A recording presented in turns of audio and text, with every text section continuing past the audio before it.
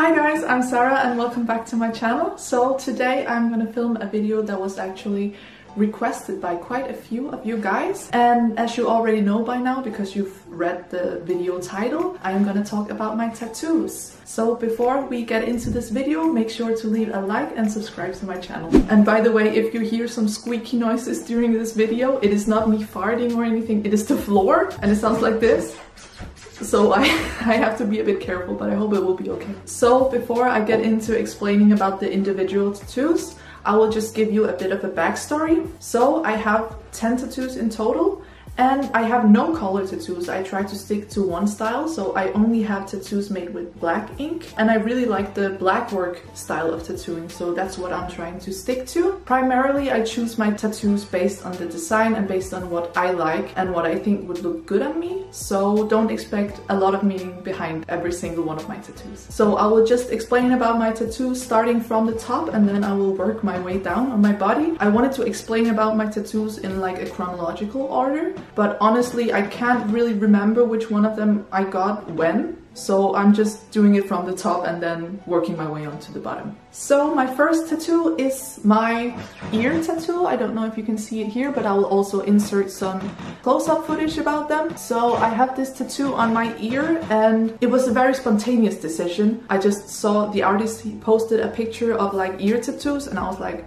I'm gonna get that. So it was a very spontaneous decision, but I really like it because it's very subtle, and sometimes I just forget about this tattoo because honestly it just looks like a piercing. So even though I have a tattoo on my head, I don't think it will be a problem for me in the future because it just looks like a piercing and I can easily hide it behind my hair. So I think it's really cool to just have a like simple tattoo on the ear, and I really like this one. So the next one is on the back of my shoulder here, and this was actually the very first tattoo that I got. I got it 2 weeks after I turned 18, which is the legal tattoo age in Denmark. So I was very like sure that I was gonna get this tattoo, and it is one of my favorites as well. And it is also the tattoo that has the most meaning to me. It is a quote from the Linkin Park song called Jornada del Muerto. And excuse my Spanish, I don't know Spanish, so I don't know if that was the correct pronunciation. What is even worse is that this tattoo is in Japanese and I don't know any Japanese, so correct me if I'm wrong, but this says Muchiagete to be hanashite, which means lift me up, let me go in English. And it's kind of like a recurring quote in their album 1000 Suns. And I got this tattoo because I've been a fan of Linkin Park since I was 7 years old. So they're my all-time favorite band, and I always knew that I wanted to get a tattoo with something Linkin Park related. And I was also really determined that my first tattoo should be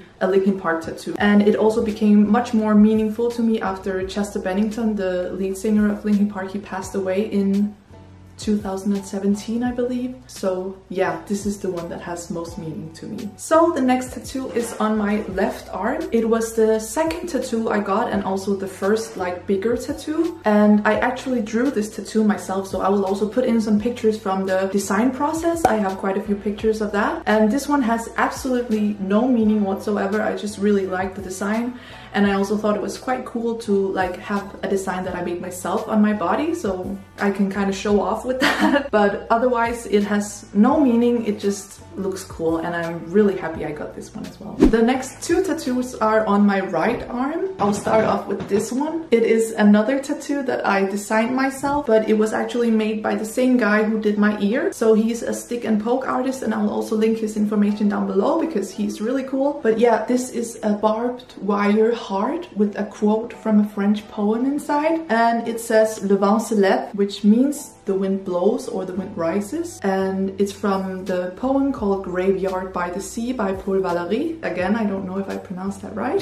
I just stumbled upon this quote and I thought it sounded quite cool, and I also wanted to get something with like barbed wire because I think it fits the black work style really well, and it also fits my other tattoos. So yeah, I'm also really happy with this one. And as some of you may or may not know, I study Korean studies, so I really like the Korean language. But before I started studying Korean, my favorite language to study was French. So that's maybe the only meaning I have behind this tattoo, that it's in French and it represents that I used to study French, I don't know. The next tattoo on my arm is my most recent tattoo. I got it last year when I was in Korea to visit Miriam, and I also made a vlog about this tattoo when I got it, so I will link the video somewhere here. So go and check that out if you're more interested about this tattoo. So it was basically just an artist that I followed on Instagram and I really liked his design. So when I went to Korea last year, I decided to get one of his tattoos. So again, it doesn't really have any meaning, I just really like it. Also together with my other tattoos, I think they all fit really well together. So the next tattoo is the other tattoo that I got in Korea, and it's kind of out of frame right now, but it's on my ribcage and you can see it here in the close-up shots. And I actually also made a video about this tattoo when I got it 2 years ago. So if you're more interested about that one, I explain everything in detail in the other video. Otherwise, I will just briefly explain it here. It is a Korean poem by my favorite Korean poet called Yoon Dong-ju. I've been a fan of his work for a really long time, basically ever since I started studying Korean studies. And I think this poem is really beautiful, so I decided to get it tattooed on me. And it also reminds me of my exchange semester in Korea, so there is a bit of meaning behind it, but nothing in particular. And this is probably the most unique of all of my tattoos, and it's really well made with tiny letters, and I really love that it's so tiny but you're still able to read everything. So I think it's really cool, and it's definitely one of my favorite tattoos. And now we've reached my leg tattoos, which are all stick and poke tattoos made by myself. And I actually also have a video about how I make my stick and poke tattoos, so make sure to check that one out if you're interested about that. All of these stick and poke tattoos were actually really hard to make because they're on my own legs and I'm not that flexible, so I had to sit in like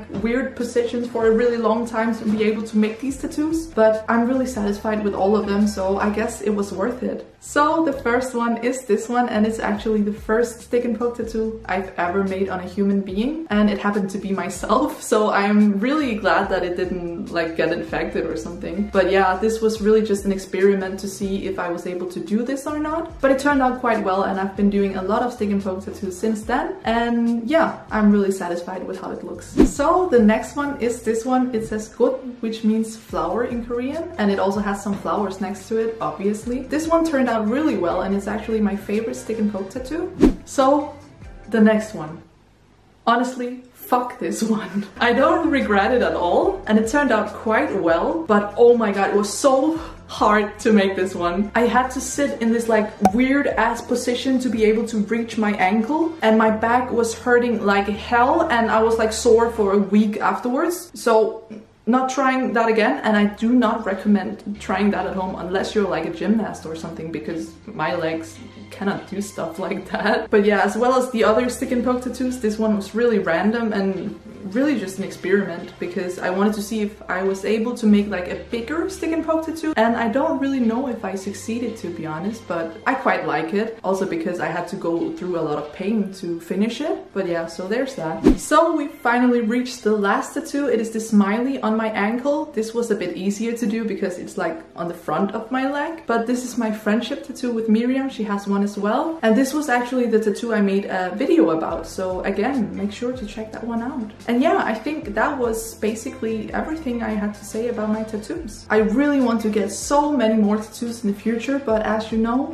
tattoos are really expensive and I don't really have the money for that at the moment, so I have to wait. And also I haven't really been able to find tattoo artists that really match my style here in Copenhagen, but I know a lot of Korean tattoo artists that I really like, so I also want to wait until I'm able to go to Korea again to get my tattoos there. So yeah, if you by any chance know any good black work tattoo artists in Copenhagen or like somewhere in Denmark, feel very free to please leave a comment about it, because I would love to know some of them. And yeah, also leave a comment if you have any questions about my tattoos or if you just want to share your opinion. And also like this video and subscribe to my channel for any future content, and I will see you guys next time.